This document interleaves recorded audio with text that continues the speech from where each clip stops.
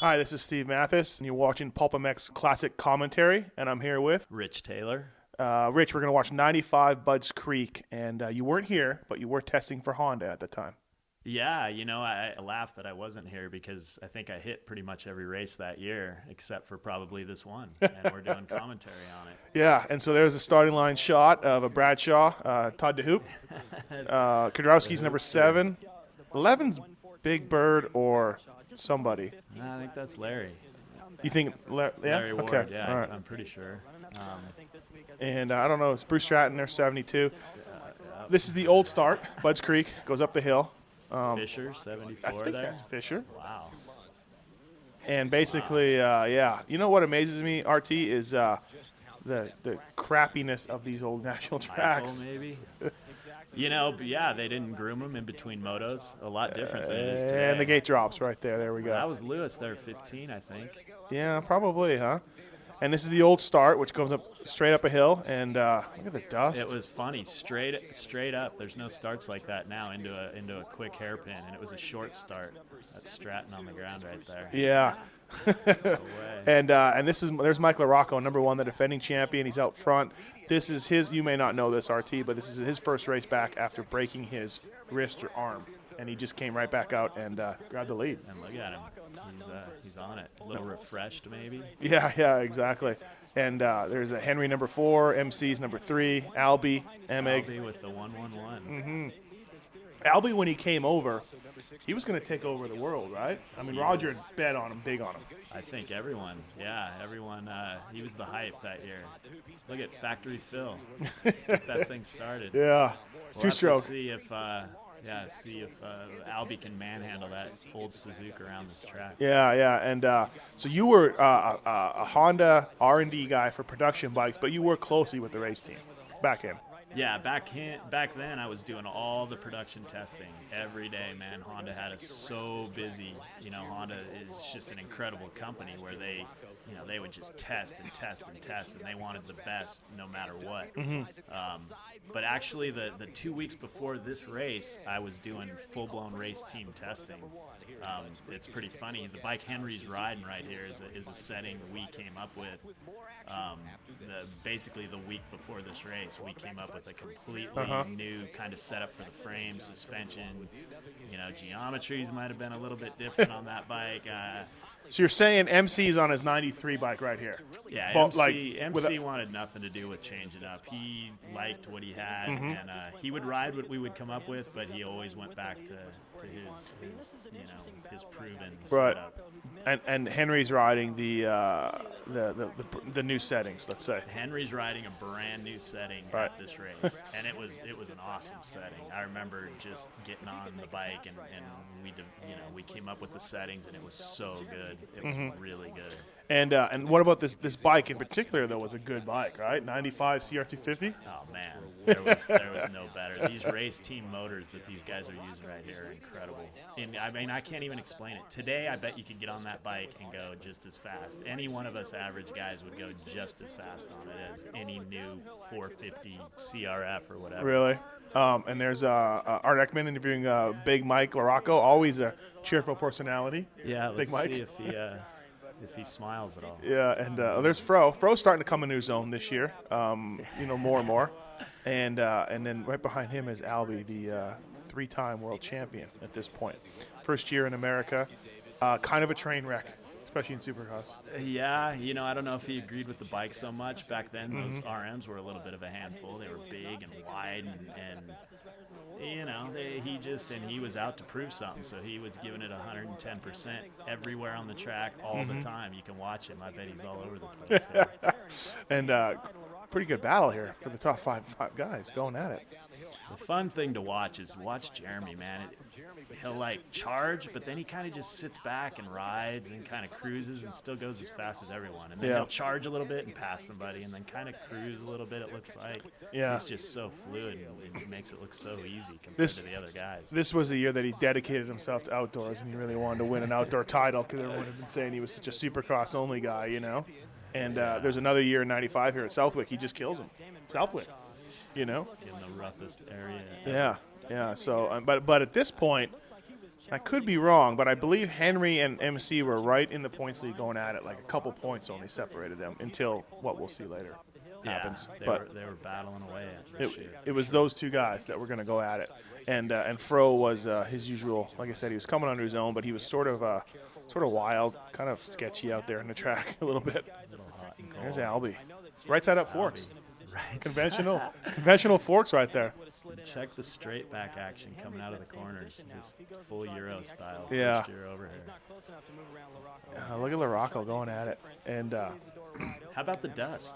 Look at the dust Dude. and the hard pack, almost blue groove. I know. It is. You wouldn't even recognize it if you went back there today. Like all these national tracks have improved a ton. But on the other hand, the national tracks now are almost all the same soil. You really can stick with one tire. Whoa, Albie. Albie, there's a surprise. The tracks nowadays, they're all the same. So if you're good at that particular ruddy, damp soil, you're good everywhere. Here, you would have a track that was loamy, and then you would have a hard pack one and a sand one. It was just a little more. It's a lot different back Right. then, for sure. I couldn't even imagine, what would Stewart say if he was coming from like 7th place and had to eat some of this dust, and what would he say when he got off the track, I wonder? Yeah, I think he would say that he was out. He was not going to race. He was Supercross only guy. I remember looking at Fro squaring him up. Oh. No love lost between these guys back then either. They were going at it pretty good. They battled, and then in the off season, I think they were buddies in the off season. Yeah. They probably did a few things that we don't even know about in the off season. Getting back to, we rented Glen Helen one time, and it was probably 10 times better than this, and the guys went home. They went home. Reedy and Villeman went home. They were disgusted with the track, and it looked better than this right here. Yeah. And they went home. They were like, "We're not riding here." We're over it. Yeah. And I didn't know you could do that, but you could just, as a factory rider, if you didn't think the track was up to snuff, you just went home. Oh, how times have changed. Oh, I know, huh? Yeah. I know. And so now we got Albie, he always pinned it everywhere, huh? Just wide open, That's why I say it was almost like he had something to prove all the time when he was on the track. The guy was so fun to watch because he gave it everything he had everywhere. He fell off the back right there. Yeah. There's no like cruising and kind of setting somebody up. It's just I'm going now and I'm going as hard as I can. RT Brian Manley, 4.66. Manley up there in 8th place right now. Pretty good, right? That's I mean, awesome. I never really knew Manley was that good. Manley was that good, though.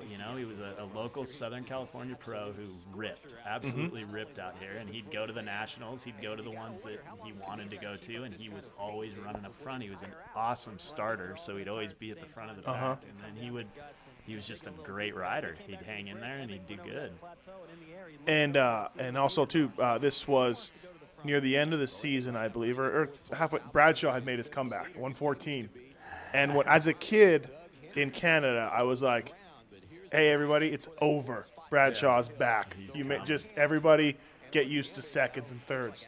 He didn't really do it, though, huh? No. I think he realized, at about the 12-minute mark when your arms are a little pumped up and your stomach's maybe cramping, he's like, man, that time I took off was kind of fun. I think I'll just kind of finish where I need to finish and go from there. Yeah, he never dominated again. Never came back to the guy that we remember. No, and at it's Albie. a shame because he was insane to watch ride. Bradshaw was, In his heyday. He was Yeah. the man. His style and just everything about him was cool. Look at Albie. Albie flat tracking around the outside. Two dangerous guys right here. Look at him. He's off the track now. Oh, here comes Emig. Is Emig going to cross over on him? Yeah, Oh, no. But he didn't get a chance to yet. Yeah. How do you remember doing this year on the Nationals? Do you remember having any great finishes? Yeah, I actually had some good ones. I remember at, I think, Hangtown maybe. And, it's funny you were talking about Bradshaw. I remember having him. I was ahead of him, about 5 seconds ahead of him, and I had him marked on the track. And every lap, that was kind of my goal, was to stay ahead of him. That was probably his first race back, before he got in a little bit of race shape. But So you were I pumped. did all right that year. Yeah, Right. the next year, 96 is where I did pretty good. But yeah, 95 was a fun year. And I just did a podcast with LaRocco, and I asked him about his favorite bike. I asked a lot of these guys, favorite bikes. 95 Cowie 250. Was it? I guess because he wasn't on a Honda. Is that what you're saying? Exactly. He wasn't on a Honda, but yeah, 95 Cowie, man, that was it. He loved it. That was a trick bike. Remember, they had the real gold Kayaba forks and all the works parts that were so cool looking. Yeah, I had a 94 and it had a really good motor on it. Pulled strong, but Kurdowski, first time we've seen him, and near the end of the moto too. So probably not a surprise. He was a hard worker, hard trainer. Yeah. That guy worked his butt off. He was always coming through the pack. And Fro's going backwards. Like right now, you can see Larocco, Henry, and MC have definitely gapped. Yeah, it's just like the stereotypical, race. When you think about these guys back then, you think about the way they raced and what they did, and you can see it happening right now. Here comes Kudrowski, the hard worker. Yeah. Emig probably did nothing all week, and he's just such an awesome rider. He's up front. Right. He's just going to do what he does. That was a big jump, huh? Back in the day? That was huge. That jump, I remember when I raced at Bud's the first few years that it was even, a national, and that was like the biggest jump on the national circuit, Yeah. That was a big, giant uphill double that you just went for it and came up short. It hurt. Yeah, really, huh? And it's funny because now they're going 2 and 1. I bet you now with 450s you might clear all 3. Those guys are just, they launched the whole thing. Basically, look at Henry's catching Mike a little bit. MC's right there. When you think about this era, like Henry kind of was right in the mix for a 250 outdoor title a few times, but just never got it done until late in his career, almost when he's on the 4-stroke. Henry was amazing. He was always up there. He always was a guy that, you knew was going to be up front. Yeah, it was weird because even in the very beginning when he was riding Yamaha 125s in Supercross, it was, and traveling around with cats and dogs and stuff in his van, and you're like, Henry, and then sure enough, he'd be up front, Right. And it just kept getting faster Cats and and faster. dogs. That was him, man. He was just, a hard worker, awesome. Pete Steinbrecher. Steiny. Yeah, you know all these guys really good, I guess, from just being around them, right? Him and his brother just kind of disappeared. Pete and... I wonder where they're at. Who's the other brother? Mark? No. Come on. Pete Steinbrecher and... See, now you got me off guard. I don't know. His brother was awesome. Yeah, and they just kind of disappeared. They were out. They were from Texas, He used to work for Grayson Goodman. Maybe he's still working for the family or something. Oh, what do we got? Oh, MX Kid. Kid busted the bike. Looking around. Something's up. Oh, yeah. Shane Nally, tuned. Yeah, he has dropped off the pace, as David Bailey's telling us right now. But these 3 are going at it. This is late in the moto. Race. Yeah, we're getting down towards the end. Look at Cliff Palmer in 7th place. Bradshaw too, coming up. Yeah. What do you think of when you think of Cliff Palmer?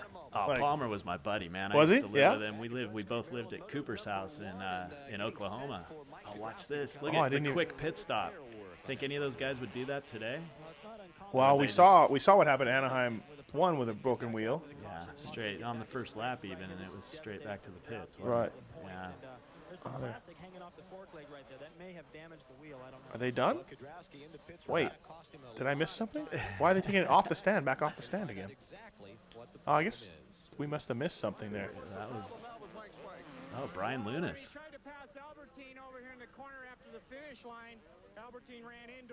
Albertine ran into him. That's the diagnosis from Lunas. Look at Looney talking out of the side of his mouth. Yeah. Pretty serious. Yeah, those are cool Oakleys too back then. Yeah. You were don't smile. No, I know, huh? This is a serious deal. But so were you? I had to ask if you're going to talk about Palmer. Were you around when some shenanigans were happening? Were you there? Were you there? Were you wrapped into that? I used to hang out there a lot. Palmer was awesome. He, hard worker. Oh, I know. That kid ripped too. He always got good starts, and another guy you would never think would be a top guy, and he always was. Yeah, stronger Always nationals than really Supercross. But you know what? When he was factory KTM, he was making every main. He finished national number 10 or something one year. Really? 10 or 12. Oh. Yeah. Just He one of was those guys of that the like dudes. how crazy of an achievement that is, and then he kind of just disappeared. Like like history hasn't treated Cliff Palmer well. You don't remember him that way, but Yeah, oh, look at we got Henry's gonna what's talk he gonna? about the bike that he's riding, maybe. Yeah, with your settings. So when you develop settings, and MC would get a chance to try it. Yeah, and just he'd try it, and he was so cool too, because he'd be like, yeah, it's pretty good, but he'd always go back to his deal. He knew what he could win on, and Right. he wanted nothing to do with anything else, really. That's crazy. Yeah. But Henry was awesome. He'd go and ride it and work with you on it, Yeah. and make sure it was good. And He wouldn't strike me as that type of guy. He would strike me more as a ride it, pin it, and ride it guy. Like get on and. yeah, he was, but he also wanted to work at it. He was, Doug was awesome. He was a lot different than a lot of the guys. There's guys out there that could ride Hodakas and still do really good. Some of these Right. top guys are just amazing. It doesn't matter what setting they have; they just haul ass. Right. And he's probably similar to that type of guy. I'm sure he could fly on anything, but he also was into it and wanted to make it the best he could. Yeah. Well, that's interesting. Yeah, because I would think he'd be the other type of guy, but MC's on him here. He's pressuring him, and This is gnarly I right think there. we're going to see something coming up soon. That's going to be an indication of how this went for Doug. But it's crazy how these guys. This has got to be the 20-minute mark, 25-minute mark, and. They're Still going charging at it. still, Yeah. Where's LaRocco's kind of checked out a little bit? Is Ah, that he's- him up front? that we Yeah, see? he's right. No, you can see him. This is coming into the back section here of Buds, and just a series of off cameras right there. I believe is where Tim Ferry passed Steve Ramon at One Across the Nations. This is the far back corner right here. Yeah, exactly. Far left corner, right there. Yeah, they're coming up to this big uphill double right here. When they first made this, 125 guys couldn't even jump it. Really? It was the Yeah. Actually, we were on 500s when we would first race at Buds for the Nationals. 125s would go single. Single, and 500 was all you had. Really, It huh? was the jump on the track that you would think about, the whole way around. Mm-hmm. Like, you'd be like, oh no, here comes that jump. What am I going to do? Really, It huh? was Wow, sketch, yeah. man, for sure. Maybe they made it easier, RT, because it doesn't look like these guys are. No, they definitely made it easier. Those first couple of years. I busted a wheel on a CR500 on it in the second year they had it. Uh-huh. Yeah, it was that big. Wow, that's pretty crazy. And then what year do you remember them first having a national at Buds? Man, I want to say 89, maybe 90. Oh, yeah? Were you there? I was at the Yeah. first one. Yeah. Yeah. And it was a 500, 125 race back when the series was split. And then what did you think of the track when you first? Did you always like it? Yeah, it Yeah. was a cool track. It was a little bit. You notice how hard pack it is now. I almost think it was better this way than the way it is now. Now they disc it up and it's real soft, and it seems like it gets one rut around the whole track. Right. And kind of hard to pass and real one line. Back then, at least you had at least it got kind of hard pack, and you could do a couple different things with it. Albie has eaten MX Roost literally for 25 minutes right now. This whole like race. the whole race, he has been following MX that close. Everything you can. Yeah, like come on, Greg, drop back if you ain't like. But I guess he wouldn't, right? He wouldn't drop back. Look at the energy that Albie's using compared to Emmett. Emmett's just like la-di-da, I'm just Yeah. riding around. And yeah, Albie's Albie's just grabbing going hard as he can. grabbing handfuls, right? Like he really seems to grab a lot of throttle. Yeah, just Coming. elbows up, just getting it. And is he gonna make it here? No. Emmett go jumped him there, but maybe he's gonna sweep in. No, he doesn't. No. The Had a little bit too much flex going in those forks. look at that, Albie showing him the how they do it in the GPs. You know, Emig right now is dead tired. Oh, Like he's just hanging on right now. yeah. It's crazy how too like not many spectators. You know, like I didn't even notice that. You're right. take a look. You're right. The Nationals, I mean, everybody talks about how better it was back in the day, and everybody was better, and tracks were better, bikes were better. this sport has come a long way. This is filled with people now. Right. Yeah. You know, you can't. It's the road on the way into the pits back then. Right, right, and it's funny. Like the crowds have been doubled in size, I would say. You know, from back in the day. Yeah, I think, you know, motocross and supercross are so much more popular too. That helps. But yeah, you're right. It's all sparse. People just kind of hanging out by the fences, checking it out. I liked. Oh, who's not? Oh, look who's coming! Look who's coming! Oh yeah, Beast from the east. Oh yeah, he's coming. In his Axo gear. Dude, I was bummed as a fan that he couldn't come back and win. Like, I thought he was, RT. I was really like, it's over. These dudes are about to feel what it's like, you know, like. But I guess the sport, you just can't take a year off, or, you know, almost 2 years for him. Yeah. You can't do it, you know. And you know, he was probably just having as much fun as he could those 2 years too. Yeah, on his big Yamaha contract. Yeah, I had a bunch of money. Why not? It was kind of funny when I was at Yamaha. Like McCarty and Oliver and John R., I would try to get them to tell me Bradshaw stories, and they wouldn't. They were still a little bitter. Like that 92 loss, they don't really recall Damon in a great manner. Like, he broke a lot of hearts, I think. You know, I could get him to. That was Yamaha's big comeback. Oh, Henry, casing it. Oh, my gosh. Oh, Doug. What do you think happened there?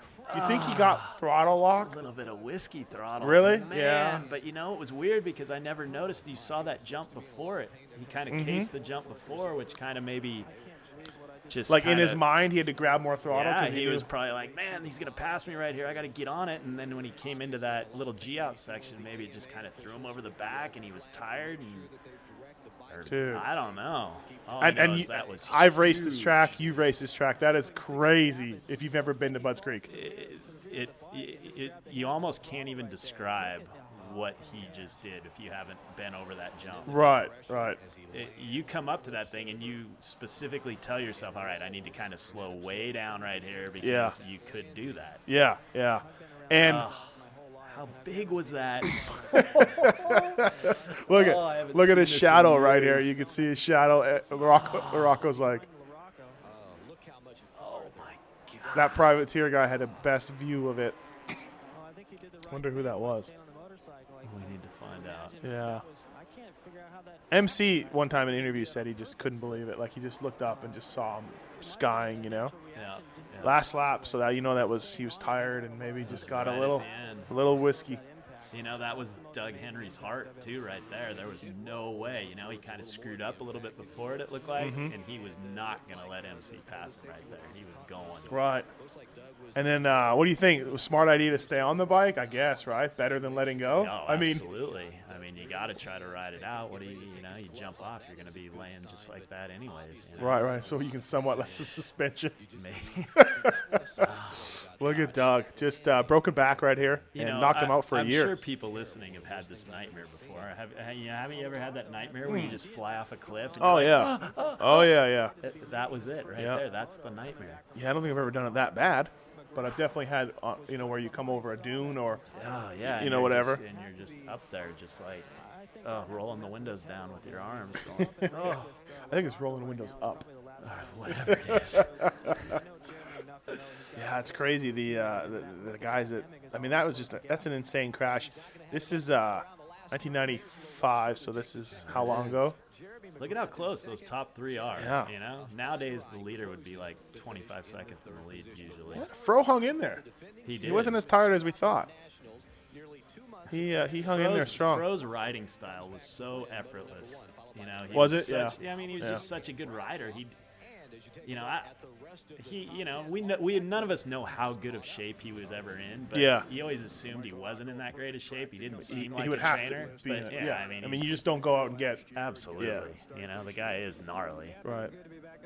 And Mike LaRocco celebrates his first win. Look at the fans all over there. I remember that. Check that smile out. I was those fans back at Millville, like in the early '90s. I was those kids right there. You had your Broom Tioga shirt on, or flat my hat. tie-dyed shirt. Doug's still down, and he's going to be down for a while. Man. On that. Oh, look at the MC. That's the MC you remember, right? That's him. Yeah. That's him. Funny. Earrings, ugly ass glasses, but Dude, he looks like Navarro. What's he that? does, The right? Singer. Dave Yeah. Navarro, Yeah. for sure. And that was way back then. Navarro probably got the image from MC. Copied MC. Yep. He's got his, baby blue glasses. Didn't he on. have his nipples pierced back then? I think he did. Yeah.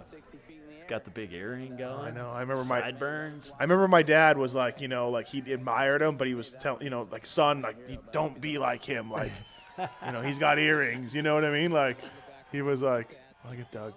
Giving the big thumbs up. Yeah. Gnarly. But Doug, you're not okay. Your thumbs tell us you're okay, but you're not. Yep. That's definitely pretty gnarly.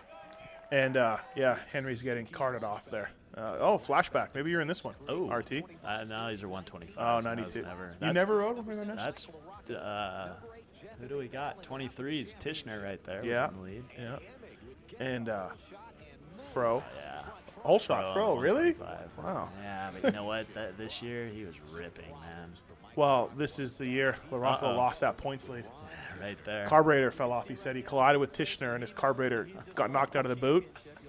And then his dad put it back in, but they didn't put it in good enough, and it kept coming out again and again. Oh, Look at Mr. LaRocca is not happy. Not known for his patience. No. And his Never. demeanor, his calm demeanor. No, he can't. I came off the track at San Jose Supercross one time, and I thought he was going to rip my neck off because I got in LaRocco's way. It was. When was that? Comical. When you were geez, don't even ask me what Okay, year. I can't all right. even remember. Here we are, Moto 2 on the line. Yep, 29. That was Cliffy. Yeah, there's Cliff. Yeah, And he's ready. it looks everybody's. 7-11. Who's 71 there? I don't know. Daub, 16. The Dauber. 44 might have been Boyson. Maybe or they could. 64. Maybe Dog they go like a Boyson, little one of quicker them. down the line while we look at Yeah. it. Jeez. Come on. We want to reminisce on old stuff here. I know. I only went to Budds Creek 2 times with this start, and then after I went, they moved it to the other side, and then now they moved it again. Yeah, yeah. So There used to be a tractor down there. Whenever I raced there, everybody'd go behind it and pee. Good times. 102 with JT Gear. Billy Schlag. Schlag. Billy Schlag, who was a local. He a was. local. He Yep. lived right around the Look, corner. another crash. Who do we got down? I don't know. Maybe they should No. not show us. 59? Yeah, I don't know. Oh, Fro with the whole shot. Looking good. Another thing I remember when I think of Fro and Yamaha in these years were the Illuminite bars, which had just come out, and they were like blew your mind because they had no crossbar. It was just amazing. The Illumilites, and I remember the very Or Pro one of- Tapers, I should say, not Illuminates. Pro w- Tapers. One of the very first races he crashed going at Gainesville and broke it. And I remember him hiding them and Oh yeah, trying to get it off the side. Yeah, yeah. these are not the bars. These bars are are indestructible. Those things were good though, really good. I know. You know what's funny is people say oh, look at that move. Almost like Fro gave it to him a little bit, huh? Yeah, that was pretty weak effort there. Right? Must not have known. How couldn't he have his first lap? Right? Yeah. But MC was now with Henry's crash. Jeremy was in control of the series now. Look at Schlag, 10th place. Look at that, 102. I wonder how they. Palmer 7th, Cliffy Yeah. on it.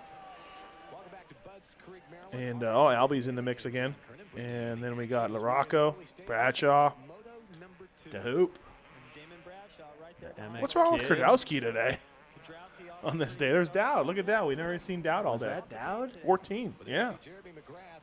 What happened to John Dowd? Why isn't he up there? In Right. this race? Right. This was it. That's weird. That's bizarre. He's factory Yamaha. Telling you, the guys would launch that. They would triple that thing today. But yeah, it still doesn't look like there's a lot of track maintenance in between motos. No, none. Look at MC just grabbing the brakes Yeah. right there. He's rolling that now. Yeah, pretty much. He should, after witnessing what he witnessed. Oh, poor Doug. Crazy, right? Look at at- Fro. Yeah.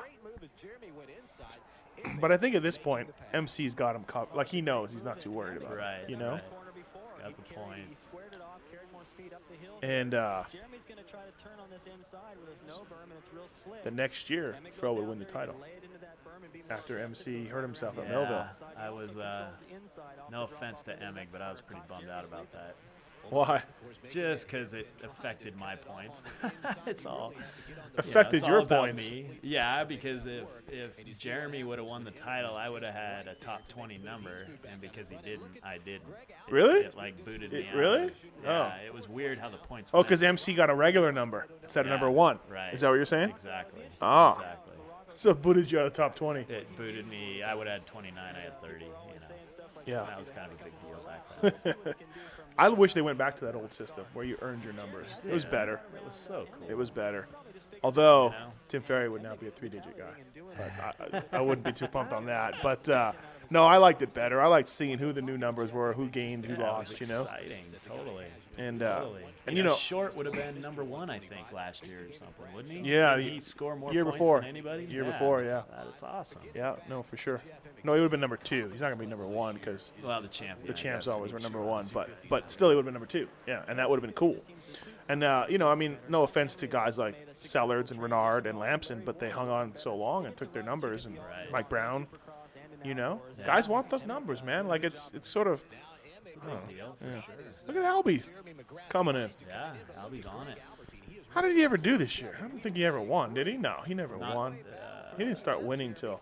Yeah, I don't think he won any that year. You know, the year he won his title, he only won 3 races. I mean, I guess, yeah. I mean, it's better than not 3, but he wasn't really the dominant rider that year. He just won 3 races. He was very consistent. Yeah, very consistent the whole way. And if you kind of think about it, it's like the last year that Has anybody won a national title and like not won a race? Yeah, Bale. 91, won 250s. Bale? Bale didn't win a national that year. You're kidding me. Nope. You know how he won his title? He got second at a Hangtown Mutter, and no one else finished. His main guys. No one else of his main guys finished. There's Steve Butler. I worked with him at Yamaha. He was a Yamaha R&D guy, Australian. Still there, still doing it. I believe Brian Lunas called INS on him back in the day. That was really cool of Lunas to do that. But anyways, loved Fro too. Worked Fro forever. Yeah. Fro loved him, and they still talk about this bond they had, this magical bond when they were a mechanic. Butler's awesome. He still is to this day. Such a nice guy. He is. He is. And there goes MC right by Emick. And Albie's staying strong. Well, look at that. See the bump kick Emick up? Like, oh, I guess I got to stand up now. Look at the difference in suspension. Totally lower. Yeah. And that's what Bailey's pointing out right now on the audio. Totally lower on the ground. So you're telling me that bike, there is no difference between a 93 and that bike? Swing arm, frame and swing arm, and well, the linkage was a little bit different. Oh, okay. They used a works linkage that was a real flat ratio, and the shock would bottom out real easy. Mm-hmm. But those acceleration bumps you just saw when Emig and soak it up. It was incredible the traction that linkage let you have. Right. Really good. The reason they didn't ever use it for production is because the bike would bottom out in G-outs and off big jumps, which was, if you're a racer, that's fine. It can bottom out. Yeah. But for production, they couldn't have it do that because it would, wear out the frames and. So there is a. You're telling me that the OEMs sometimes develop better things for production bikes, but can't use them just for different reasons. Oh, absolutely. Yeah. All the production bikes go through a huge maintenance schedule where they'll do durability testing on them, and if any little thing is even close to breaking or looking like it's going to break, they can't use it. And it goes right down to the linkage. If the bike's bottoming out a bunch, even if there's they're not even really supposed to have tire wear on the rear fender for production. Oh, really? Honda used to make a big deal out of that. Yeah. Like they just didn't want that. It's not good for customers to feel that. Meanwhile, the racers are like, for sure, they want it to sit low and traction. And absolutely, yeah. I mean, interesting. If you hit something big and it bottoms out, well, it's kind of supposed to. You're using all your suspension. I'm kind of not surprised that Rocco's not winning because, let's face it, he did just come. Wait, did we miss Fro crashing? Did Fro go down? I didn't see that. I don't think they showed us that. Something happened to Fro. He dropped back. Emmig's, Albertine's in front of him, Larocco's in front of him. and MC is probably checked out at this point. But Jack's rough. Track's real rough. They didn't groom it between motos, it looks like. Yeah. Oh, yeah. But I mean, for a first race back, Larocco's putting in some good motos, no doubt about it. Another guy that's, Larocco was just gnarly. Didn't matter. When was he not like, when did you ever see him just mid-pack riding around the moto? I don't think ever. No. Yeah. No. He's always. Maybe the first lap. I just watched an old Supercross the other day. I'm going to do one of these with someone else, and he was literally like 10th on the first lap, and by lap 16 he was in third. Right. Like just. And wasn't that like every race that year probably, right? Yeah, no, absolutely. I think Jonathan Beasley's got some good prime spot for Mountain Dew right there. No doubt big money in that Mountain Dew contract. Absolutely. Do you think, like, if you were MC and you saw your teammate eat crap like that, would it affect you at all or no? I mean, would you? Because that's scary. It's got to affect you somewhat. You got to just be like, oh, my gosh. Right? Like, but, these, I don't know. One thing I've learned about a lot of the top guys that I've worked with and that I've met, they think so much different than kind of normal people. Mm-hmm. Their emotions don't really get to them. I mean, take Larocco. He could win the championship and he'll kind of smile and be like, yeah. Right. And he can lose the championship and he kind of is pissed off, but if I won the championship, I'd be doing backflips and taking everybody to party that night, and it would be all over the news because I'd be going crazy. Right, be all over the news. But a lot of these top guys don't let their emotions really affect them. They're like machines. They just go. I've really noticed that a lot with a lot of the top guys. I'll tell you why you never became a top guy. I already kind of know. Yeah. There's one thing that I know about top racers too. They don't really know. They don't not idolize any. They don't know the old racers. They don't follow. They're not fans of the sport. Yeah. And like you are, like you grew up with this, and you're very knowledgeable about all this stuff. I guarantee you, when you were out racing, and if you were racing Jeff Emig, you were probably thinking, "Oh my God, I'm racing Jeff Emig." Yeah, that's kind of a problem. These guys don't think like that. They do not think like that. They don't know or respect their competitors enough, I think. I'm not saying that's the only reason. I have 100% found that. It's so true, and it's all part of what I was saying about letting your emotions get to you. They're just, winners are they're kind of that way. They, I'd get on the line next to Jeremy, and I was his buddy, and I'd be like, oh, shit, what am I going to do here? And it took me, till like most of my career before I was finally like, oh, it's just another person. Let's just go, Yeah. But yeah, I think I felt like I was a really good rider. We'd go out and test, and I had DeCoster one time tell me Honda testing that I should be winning races. And why aren't I winning races? Because when I test with these guys, and when we do durability testing, my lap times were every bit as fast as theirs, if not faster, every single time. Right. But then I'd get to the race, and I'd be getting lapped on the fifth lap, and that was me. Oh, you just said no one could pass there. Look at that. Look at that. He just got inside him and sticking inside of Mike. him. Mike's probably really happy about that right now. Yeah, what's Larocco's got to come back. Oh, you would think so. Oh, you would think so. Even if it's his first race back. Yeah, maybe if he was healthy, he'd be coming in hot one of these turns right here. Yeah, I don't think you're doing that to him if he's, in the groove. So, to summarize what we were talking about, I think these guys are kind of dumb. I mean, they're to their surroundings and to what's going on. They're not intimidated. They don't think about it. They're just, they're like machines. And they are. They're like machines. I wouldn't go so far as to say totally dumb, and I don't think you mean that. No, I don't mean it that way. But absolutely, they're definitely like machines. It's just about emotions. I really don't think they let their emotions get to them at all. Yeah. And then after DeCoster told you that, you went and tried to hang yourself probably because you were like, oh, man. DeCoster used to be so cool to me. I tested a lot, at Honda when he was there, and he, he was just always really, really nice to me. And, he brought me over to Suzuki when he went. And oh, was he? Like, he was the reason why? Like he was a big part of it, absolutely. Yeah. Oh, that's cool. And, when we would test, I was pretty fast. I went good when we tested, and he recognized that. And He's just like, you should be able to win races, man. LaRocco's so mad right now watching Emig pull away. Like, he's so mad. Emig stands for everything he's not in a racer. Exactly. He's just powerless right now to stop him. He just can't even. But MC, yeah, a perfect day here. Well, not really. I guess 2-1. But pretty much. Bad. Look at him. He's just cruising around. He's like on a Sunday ride. Effortless. Yeah, this is the MC that, Fox gear, yellow, Red Rider gear, Oh, yeah. That was badass back then. Number 3. Did he, what bar band did he use? Always use the same bar bands and everything? I think they were 966s. Yeah, and he always just They ran were, it. yeah, Renthal 966s, I think, was the number. And here he comes, coming up to grab the overall. Yeah. And the party is on the night in Waldorf, Maryland. You know it. You know it. I remember when he switched to Spy, I think this year. Was maybe it the year that year before. from Oakley to Yeah. Spy? That was a big deal. That was Moto 2 results, Albie. Yeah. Good job. Albie busted up into second. See, Bradshaw went Look like at Bradshaw. 5-5 on the day. Like, Yeah. yeah. We didn't really learn too much about Bradshaw and his comeback. Oh. Where was Larry Ward all day? Where was John Dowd all day? Dowdy, we showed none of Dowdy. What's up with that? Check the hairdo. Flock Yeah. of seagulls right there. Yeah.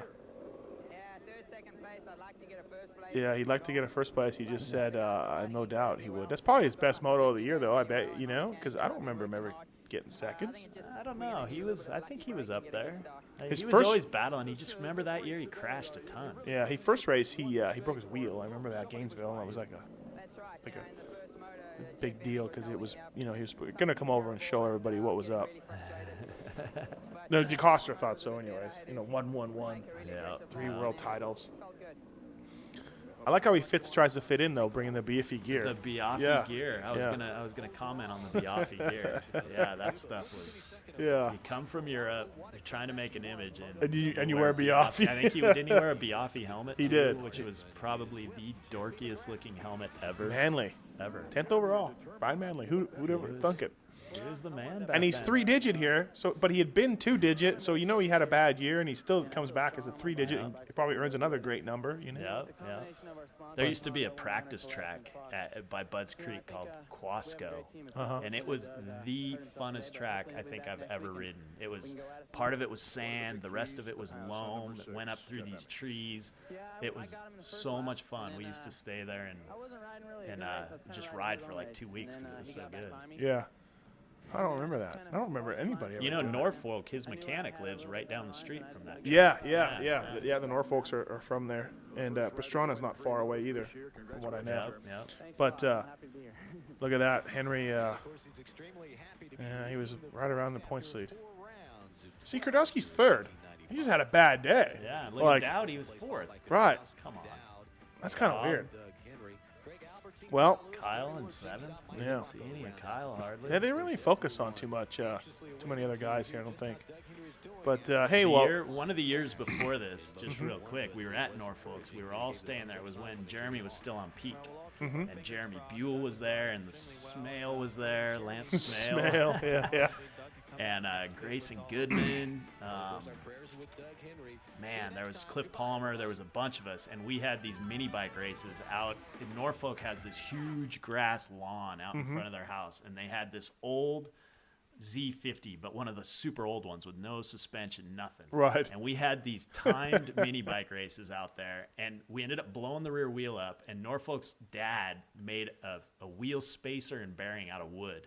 And we were out there till 3 in the morning Trying to beat the trying time. to beat each other's time on this thing, just crashing our brains out. And this is going to be no surprise to you, but Jeremy was the fastest every time. Yeah. He would beat us. With the And wooden there was- bearings. Yeah, and it wasn't like, he was just racing me. There Right. was No. other full-blown, Didn't matter. factory Yeah, guys, yeah. and he's still on this old piece of crap. Z50 would beat everybody. Oh, man. It was good times for Yeah. sure, though. Well, hey, thanks for doing the PulpMX commentary. Look back at 95 Butts Creek. Thanks, RT. Absolutely. We'll do it again.